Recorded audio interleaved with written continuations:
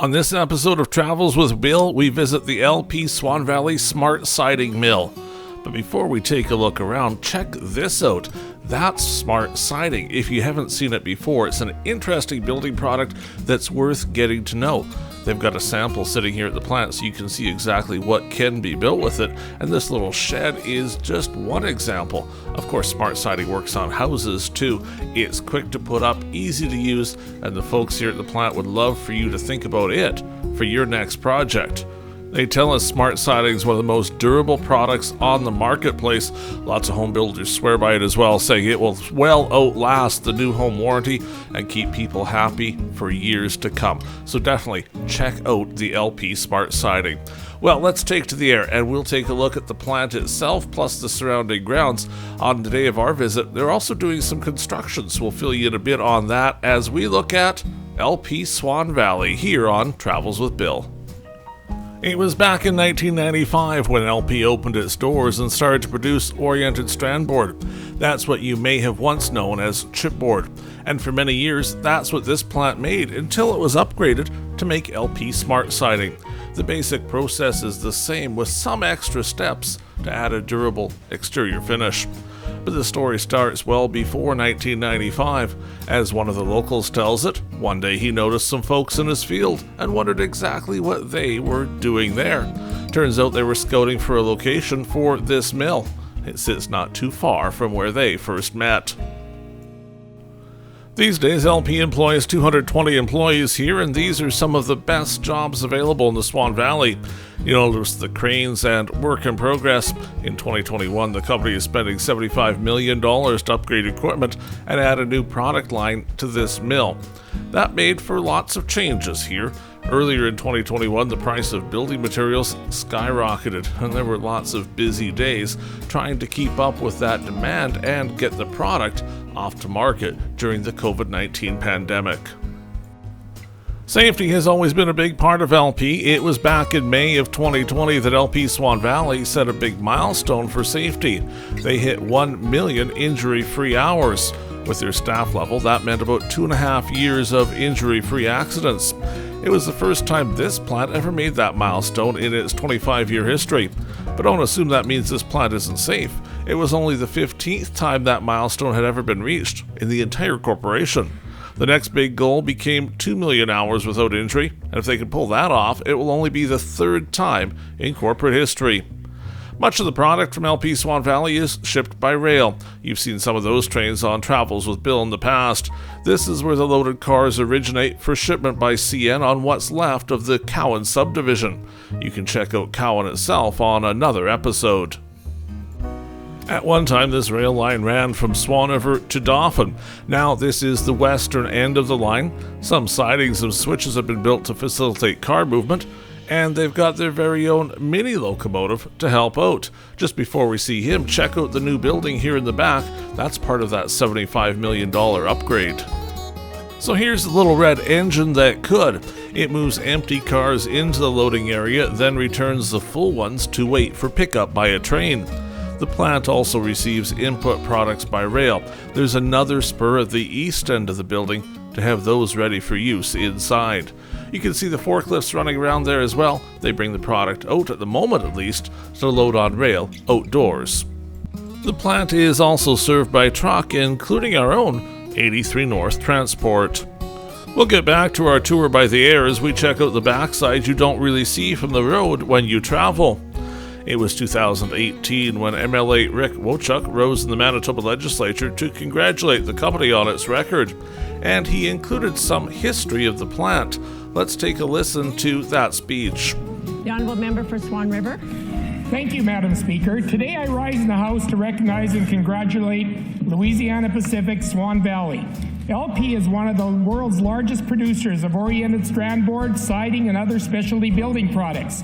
In the early 90s, LP was looking to expand its Canadian Corp operation, and with lobbying from some motivated and visionary local businessmen seeking to bolster economic value, the Swan Valley was chosen.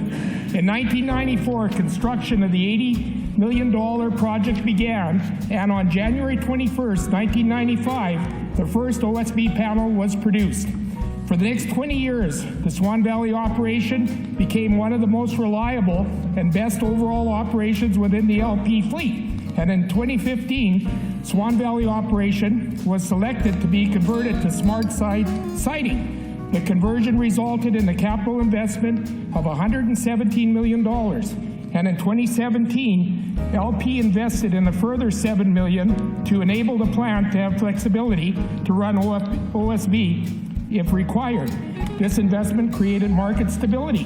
And in 18 hours downtime, this changeover for product diversity can occur. This conversion to siding has resulted in 30% less wood consumption and a reduced footprint for natural resource requirements. The conversion added another 75 jobs, bringing the total to 225. Logging contracts provided another 240. The $60 million payroll and $21 million log purchase contracts annually speaks to the economic boost for the valley and the province. Over the past 25 years, there's been incremental capital investments, and LP is looking to spend another $35 million in the next 3 years to solidify its position in the industry. LP's commitment to Manitoba and their local and provincial economic impact is most welcome. Thank you, LP Swan Valley. Now, if you do the math there, that's over $80 million a year going into the Swan River Valley.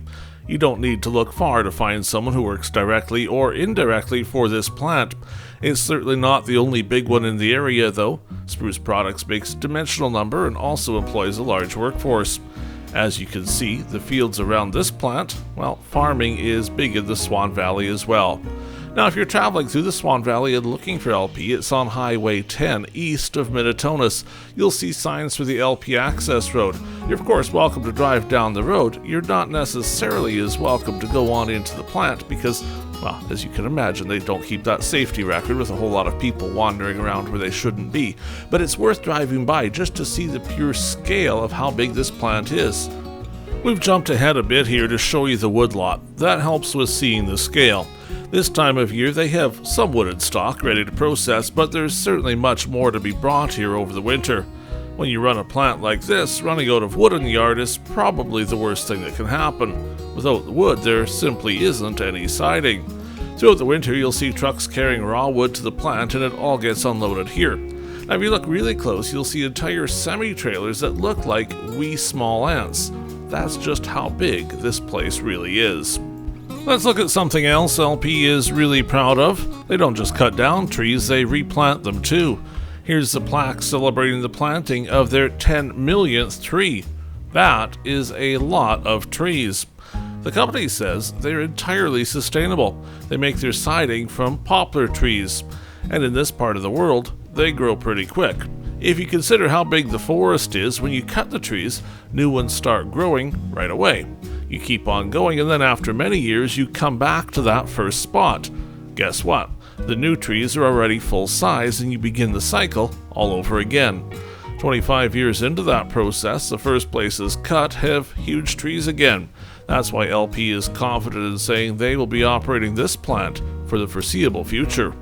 You don't get an operation this size that cuts down trees without some controversy, and over the years there has of course been some, but overall the vast majority of people in the Swan Valley are happy to have the LP plant, and it makes the area part of a bigger community.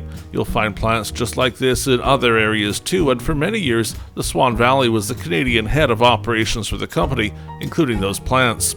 We'll jump back east of the plant here and take a quick peek at that supply siding on the railway track.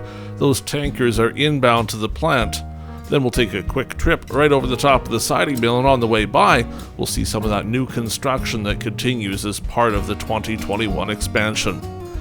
Well, that does it for this episode of Travels with Bill. As you know, we're traveling all across Canada looking at interesting places, including LP Swan Valley.